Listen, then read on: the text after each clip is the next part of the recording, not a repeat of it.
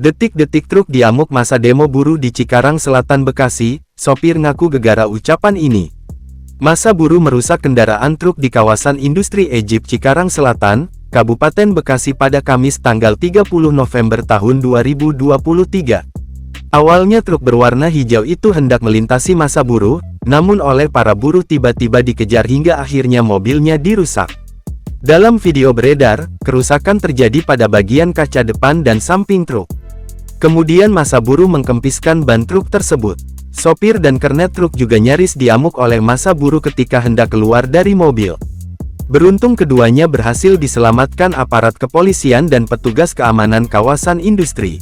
Menurut sopir truk, keributan bermula ketika dirinya dan kernetnya melintas di antara kerumunan buruh. Kemudian dia mengucapkan kalimat terima kasih sudah membuat jalan macet. Bilang itu aja, ini sekarang mau buat laporan ke polsek, katanya. Sementara itu kericuhan juga terjadi antara sopir truk dengan puluhan massa buruh di depan exit gerbang tol Bekasi Barat, Jalan Ahmad Yani, Kota Bekasi, Kamis tanggal 30 November tahun 2023 siang.